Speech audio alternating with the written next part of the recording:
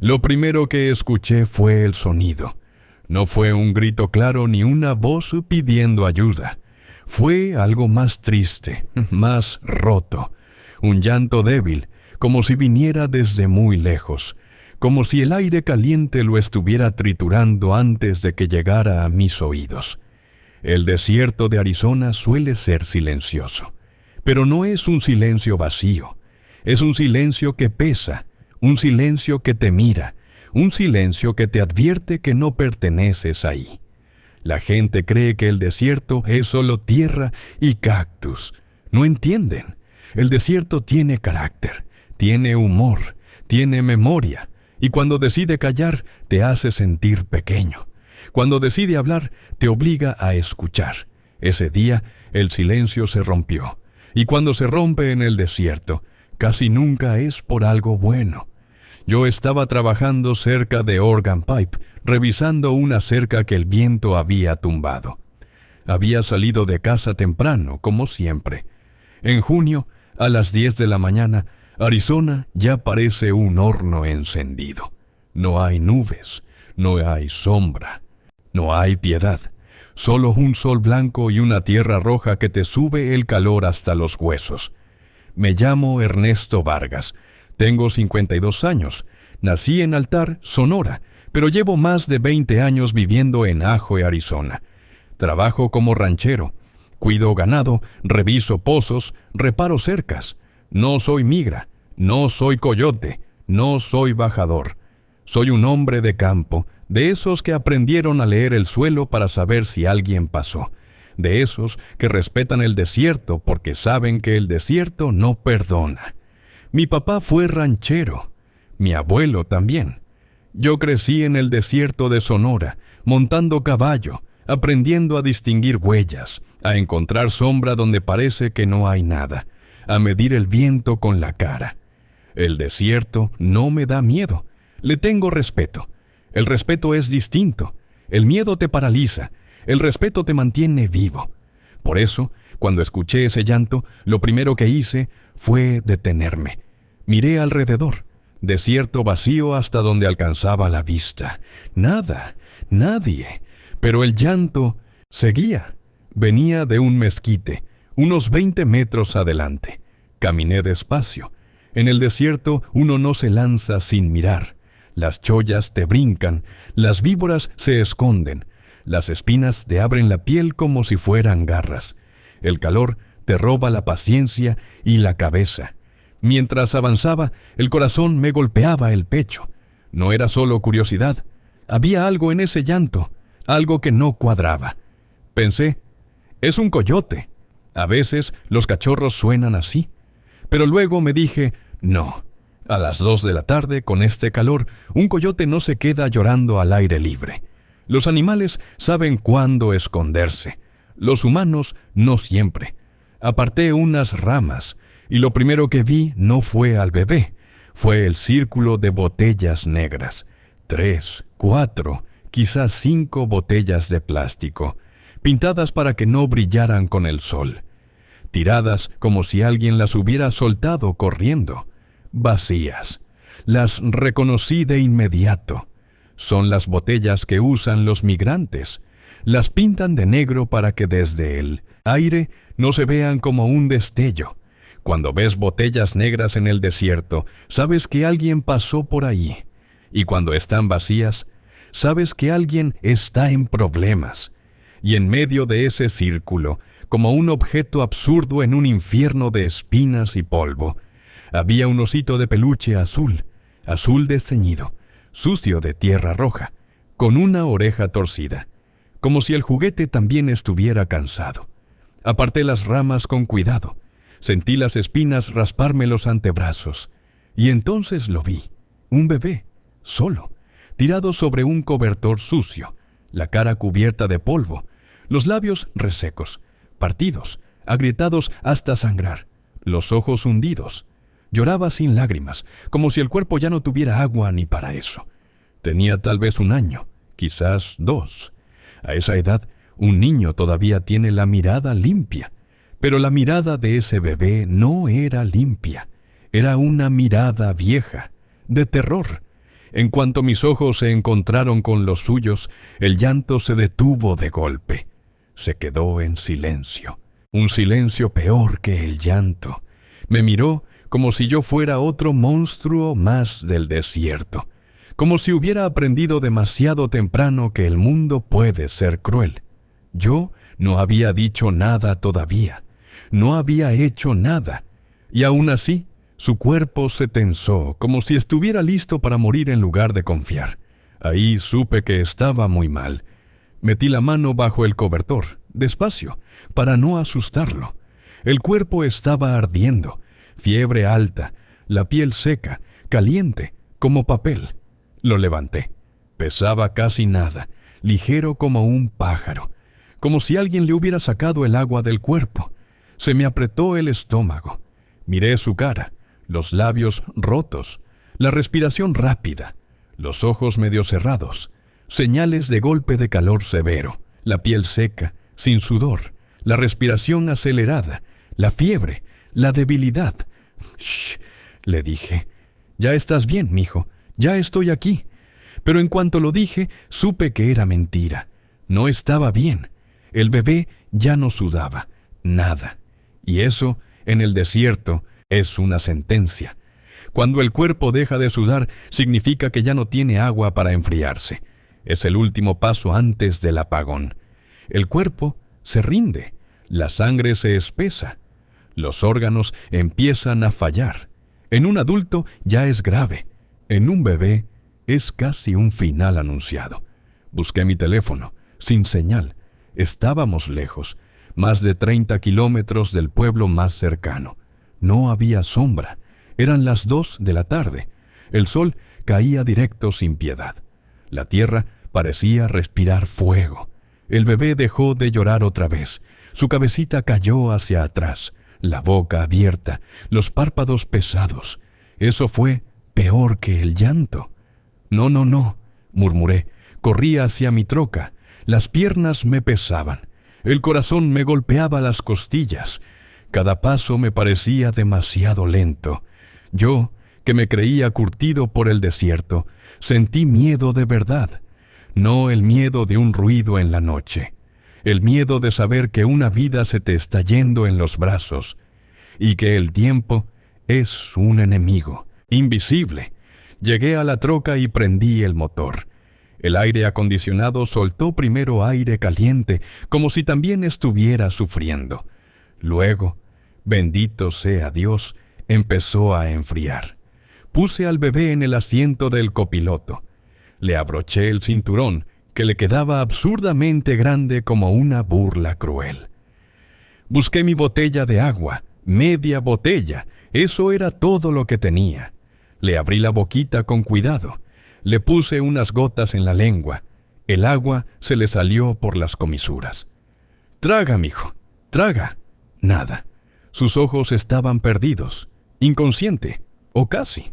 Me obligué a respirar. Tenía 2 opciones, y ninguna era buena.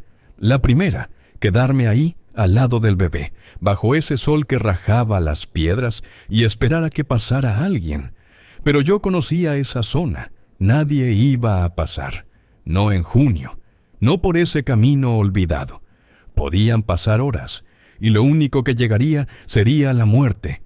La segunda, moverlo, meterlo en la troca, enfriarlo, manejar hasta encontrar patrulla, fronteriza o señal. Mover a alguien con golpe de calor es peligroso. El cambio brusco de temperatura puede ser fatal. Pero dejarlo ahí era peor. Era un seguro que sí. No lo pensé 2 veces. Era una carrera contra el tiempo, y el desierto siempre gana si te quedas quieto. Aceleré. El camino de terracería se volvió una tortura. Cada piedra y cada bache sacudían la cabina. Yo trataba de ir rápido, pero también suave. Una contradicción que me estaba volviendo loco. Cada 5 minutos le daba gotas de agua. A veces tragaba apenas. A veces no. Le hablaba en susurros. «Ya vamos, campeón. Aguanta. Tu mamá debe estar buscándote». Y mientras decía eso, una parte de mí se preguntaba, ¿dónde está su mamá? ¿Por qué lo dejó? ¿Qué pasó? Pero el desierto respondió antes de que yo terminara la pregunta. Recordé el círculo de botellas negras. Recordé el osito azul. Recordé las huellas. Yo he pasado mi vida leyendo historias en la tierra, y aquello no era una caminata, era una fuga. Huellas de tenis baratos, de botas gastadas, de zapatos viejos, todas apuntando hacia el norte, pero desordenadas, como si hubieran corrido sin rumbo, algunas arrastradas, como si alguien hubiera caído o se hubiera arrodillado. Y entonces las otras huellas, huellas de botas tácticas, no eran de la patrulla fronteriza. La migra deja huellas de llantas, de camionetas blancas. Esto era distinto.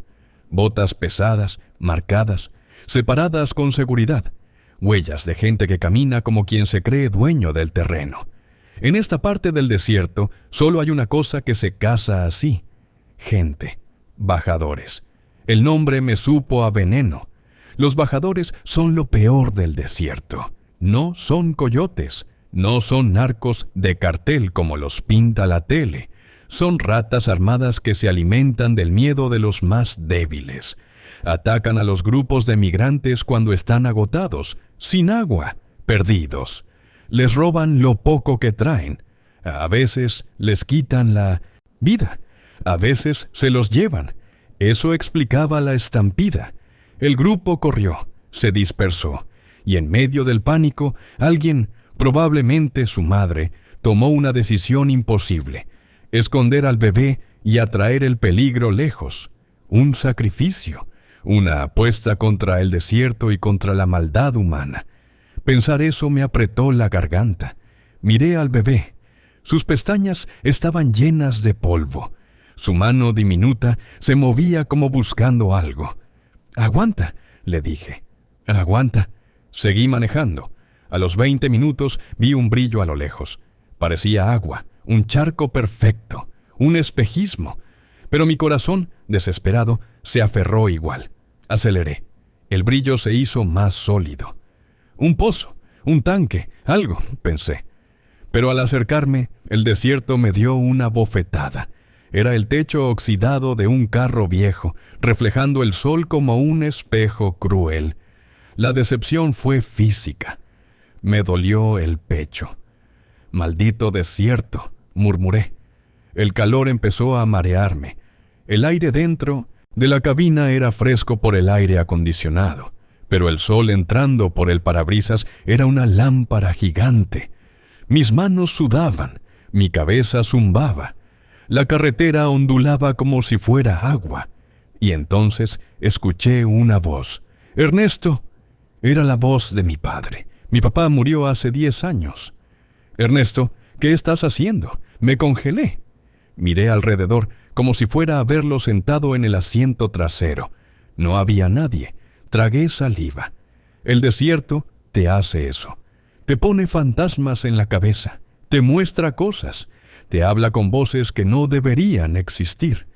«Cállate», me dije. «Concéntrate». Fue entonces cuando vi el teléfono. Una barra. Una miserable barra de señal. Frené tan brusco que el bebé se movió en el asiento. Me arrepentí al instante, pero era ahora o nunca. Marqué 911. La llamada entró, pero la conexión era un desastre. «911, ¿cuál es su emergencia?» «Encontré un bebé», grité. «En el desierto. Necesita ayuda. Está inconsciente». «Señor, no lo escucho bien». «Un bebé abandonado. Se está muriendo». «¿Su ubicación?» Intenté explicar con palabras. «Carretera de terracería, cerca de Organ Pipe, rumbo a Ajo». Pero mi voz se rompía. El aire se cortaba. La señal parpadeaba.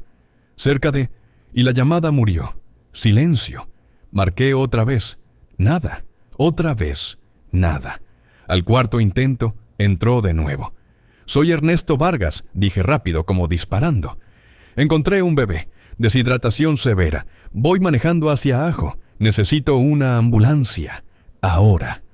La llamada volvió a cortarse, pero justo antes escuché una voz metálica, como desde un túnel. «Unidades, en camino, siga hacia Ajo. Lo interceptaremos». No supe si lo habían entendido. No supe si realmente venían. Pero ya no había opción. Pisé el acelerador. 10 minutos después, mientras rebotábamos en un tramo particularmente malo, el bebé abrió los ojos. No lloró. Solo me miró fijo. Sus ojos eran enormes, oscuros, y cargaban un miedo que no era de niño. Era un miedo ancestral, como si su cuerpecito hubiera aprendido demasiado temprano que el mundo no siempre salva. «Hola, campeón», le dije con una voz suave. «Ya pasó lo peor». Intentó hacer un sonido. Solo salió un gemido, un pujido. Le di agua. Esta vez tomó varios sorbos seguidos. Y entonces su mano sucia y delgada se aferró a mi dedo índice con una fuerza sorprendente. Ese gesto me partió por dentro. Me recordó a mis hijos, a sus manitas agarrando la mía cuando cruzábamos una calle, cuando tenían miedo, cuando se cansaban. En medio de tanta brutalidad, esa mano era un recordatorio de lo que debería ser el mundo: protección, cuidado, hogar. Pero el desierto no te deja ablandarte mucho. De pronto, el bebé soltó un grito agudo, un grito de dolor puro. Me detuve, aterrado, pensando que estaba muriendo ahí mismo. Lo revisé rápido y lo vi. Su bracito había rozado una cholla en el livre tessé, momento en que lo levanté del mezquite.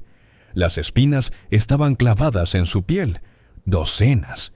Esas espinas son finas, traicioneras. Algunas casi no se ven, pero duelen como fuego. Saqué mis pinzas de la caja de herramientas. Con la delicadeza más grande que he tenido en mi vida, empecé a retirarlas una por una.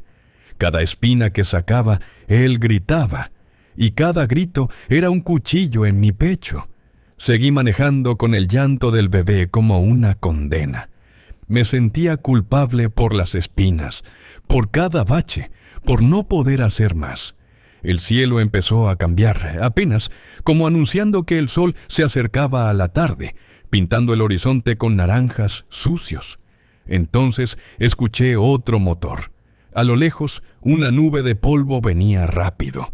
Alivio y miedo al mismo tiempo, porque en el desierto no todo lo que llega es ayuda. Mi mente corrió a 1000 por hora. ¿Y si eran bajadores? A veces regresan a rematar, a buscar lo que se les quedó. A veces vuelven por los niños. A veces vuelven por el agua. A veces vuelven por diversión. Pensé en salirme del camino, esconder la troca detrás de una loma, esperar. Pero el bebé ya estaba cayéndose otra vez en un sueño pesado, inmóvil. Ese sueño me daba pavor. Cada vez que miraba hacia el asiento del copiloto, tenía que asegurarme de que su pecho se movía. Subía, bajaba, subía, bajaba, y cada vez parecía más lento. Quedarme quieto podía ser la muerte. Seguir avanzando podía ser la muerte. Una elección imposible. Miré al bebé y supe que no podía esconderme. «Al diablo», susurré. Pisé el acelerador y manejé directo hacia la nube de polvo. Mis nudillos se pusieron blancos agarrando el volante. Repetí nombres de santos como si fueran clavos a los que me aferraba. Y entonces vi las luces, rojas y azules. Patrulla fronteriza. 2 unidades venían en sentido contrario, levantando polvo como si el desierto se estuviera cayendo encima. Frené. La troca derrapó en la tierra suelta. Abrí la puerta y salté antes de que el polvo se asentara. «Aquí», grité. «Lo tengo aquí. Es un bebé». Las camionetas se detuvieron en seco. Bajaron 4 agentes. Al principio, manos cerca de sus armas, por reflejo. Pero cuando me vieron con la cara desencajada, cuando oyeron el llanto débil, cambiaron. Un agente, alto con apellido latino en el uniforme, corrió conmigo hacia el copiloto. «¡Médico! ¡Trae la bolsa!», gritó. Abrí la puerta. El bebé estaba inmóvil otra vez. El agente lo miró y luego me miró con una seriedad que me heló la sangre. «Vamos, pequeñín», murmuró el paramédico, ya arrodillado. Sacaron al bebé con un cuidado extremo. Lo acostaron sobre el cofre de la patrulla, usando una manta térmica. Yo me quedé parado ahí, temblando, como si de pronto el cuerpo recordara que soy humano y que también tengo límites. El paramédico revisó. Pulso débil, respiración superficial, deshidratación severa, dijo rápido, profesional. Le pusieron una vía intravenosa en el bracito. La aguja parecía enorme en esa piel tan delgada. Yo cerré los ojos. No quería ver, solo quería escuchar una cosa: que no se muriera. Y entonces pasó. El líquido empezó a entrar, vida líquida. Unos segundos, nada. Luego, el bebé tosió. Una tos rasposa, seca, como si el aire le rasgara la garganta. Y después, un llanto. Pero no el llanto débil de antes, no el maullido apagado. Un llanto fuerte, un llanto de enojo, un llanto de vida. Abrí los ojos. El bebé pataleaba, intentaba quitarse la aguja, lloraba como si el mundo le debiera algo. Y sí, el mundo le debía algo. El paramédico sonrió, me miró y asintió. «Es un luchador», dijo. «Lo lograste, amigo. Lo lograste». Yo no pude sostenerme.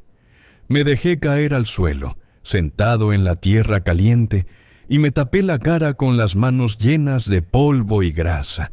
Y lloré. Lloré como un niño, ahí en medio de la nada, con las sirenas girando y el polvo pegándose en mis lágrimas. Habíamos ganado un round. El desierto no se lo llevó. Horas después, ya en Ajo en la estación, un agente me llevó a una sala pequeña. «¿Quiere conocerla?», me preguntó. Sentí un hueco en el estómago. «¿A la mamá?». El agente bajó la voz. «La detuvimos a unos kilómetros de donde usted encontró al niño. Casi muere tratando de regresar por él». Entré. Había una mujer joven sentada en una silla de metal, esposada a la mesa, la piel quemada por el sol, los labios partidos igual que los del bebé, los ojos rojos, perdidos, como si todavía estuviera caminando por dentro del desierto. Cuando me vio, se levantó de golpe, ignorando el dolor y el metal en sus muñecas. «¿Usted lo encontró?», preguntó. Su voz era un hilo. «Sí», dije. «¿Usted tiene a mi hijo?». Solo pude asentir, sintiendo que la garganta se me cerraba. «Está vivo», le dije. «Está en el hospital». Yesenia se desplomó de vuelta en la silla como si le hubieran quitado un peso de toneladas. Se cubrió la cara con las manos sucias de tierra y soltó un llanto que no voy a olvidar nunca. No era llanto de tristeza, era el sonido de un alma regresando al cuerpo. «Gracias», susurró entre sollozos. «Gracias, gracias, gracias». Yo quería decirle no me agradezca. Quería decirle cualquiera lo hubiera hecho. Pero la verdad es que no cualquiera lo hace. Hay gente que ve una botella negra y voltea la cara. Hay gente que oye un llanto y acelera. Hay gente que se convence de que no es su problema. Yo no soy un héroe. Lo digo en serio. Soy un ranchero, un hombre cansado. Pero en ese momento, viendo a esa madre derrumbada por el alivio, sentí que toda mi vida me había preparado para estar ahí. Yesenia me contó la verdad, en susurros. Venían huyendo de la violencia en Guerrero. Cruzaron con un grupo. Caminaban de noche para evitar el calor, pero al amanecer, cuando el sol empezó a levantarse, escucharon motores. «No era la migra», dijo. «Eran otros bajadores». El grupo corrió, se dispersó, cada quien por su vida. Pero el bebé lloraba, un llanto pequeño en un mundo de cazadores. Nos iban a encontrar por su llanto, susurró. En ese segundo de terror absoluto, Yesenia tomó la decisión más difícil que una madre puede tomar. Si se quedaba con él, los agarraban. Si lo cargaba, no corría. Si se detenía, se morían. Y entonces hizo lo impensable. Lo tapé bien, me dijo llorando. Le dejé su agua, le di un beso y le prometí que volvería. Se lo prometió. Y corrió. Corrió para alejar a los monstruos de su hijo. Corrió para que la siguieran a ella. Se convirtió en el señuelo. Se entregó al desierto para que él tuviera una oportunidad. Eso no es abandono. Eso es amor en su forma más brutal. 3 días después, me dejaron estar presente cuando la llevaron al hospital para despedirse antes de la deportación. La sala de pediatría estaba en silencio, con ese olor a desinfectante y cansancio que tienen los hospitales. El bebé estaba en una cuna, despierto, con una vía pequeña en la mano, y jugando con el mismo osito azul sucio que yo encontré bajo el mezquite. Cuando Yesenia entró, el mundo se detuvo. ¡Mi vida!, gritó. Corrió hacia la cuna a pesar de los guardias. Lo levantó en brazos y lo apretó contra su pecho como si quisiera meterlo de nuevo dentro de ella, donde nada pudiera tocarlo. El bebé, al oler a su mamá, al sentir sus brazos, soltó un suspiro largo, profundo. Recargó la cabecita en su hombro. Cerró los ojos. Por fin estaba a salvo. Yo me quedé en la puerta con un nudo en la garganta que no me dejaba tragar. Un agente me miró y asintió, como diciendo, «Sí, esto pasa más de lo que la gente cree». No supe qué decir. Las palabras eran demasiado pequeñas. Nunca volví a saber de Yesenia. No sé dónde está ahora. No sé qué fue de su vida después de ese hospital, después de esa despedida. Pero su historia cambió algo dentro de mí. Yo antes veía el desierto como trabajo, tierra, cercas, ganado, rutas. Ahora lo veo como otra cosa. Lo veo como un cementerio silencioso, un altar de sacrificios invisibles. Porque hay cuerpos que el desierto se traga y nadie reclama. Hay nombres que se pierden. Hay familias que nunca vuelven a encontrarse. Y hay niños que crecen sin saber que sobrevivieron por un milagro y por una decisión imposible de su madre. Desde ese día siempre llevo agua extra en mi troca. Siempre, 2 galones, a veces más. Mis compañeros se burlan, me dicen que exagero, que para qué tanto. Yo no les discuto, solo sonrío y reviso que los botes estén llenos, porque yo sé lo que hay ahí afuera. En el silencio, en los mezquites, entre las botellas negras, siempre hay alguien esperando, y a veces la diferencia entre la vida y la muerte es solo un hombre que decide detenerse, escuchar, mirar 2 veces, meter las manos en las espinas, cargar a un desconocido, y hacer lo que se tiene que hacer aunque nadie te esté mirando. Ese bebé no sobrevivió por suerte. Sobrevivió porque su madre lo amó lo suficiente para dejarlo ir, con la promesa de volver. Y porque el desierto, por una vez, no se lo llevó antes de que yo llegara. Y porque yo lo escuché. Y eso, amigos, eso es un milagro que vale la pena contar. Si esta historia te está llegando, si crees que vale la pena preservar estos testimonios de supervivencia, suscríbete. No es por mí, es por todos los que no tuvieron la suerte de contar su historia, los que no regresaron del desierto, los que se perdieron en el calor, los que se apagaron en silencio. Este canal existe para honrar su memoria, para que sus historias no se olviden, para que otros aprendan, para que otros se preparen, para que otros sobrevivan. Ayúdanos a mantener vivas estas historias, porque allá afuera, en el silencio, Siempre hay alguien esperando. Y a veces, todo lo que necesita el mundo para cambiarle el destino a un niño es que alguien se detenga a escuchar un llanto que no debería estar ahí.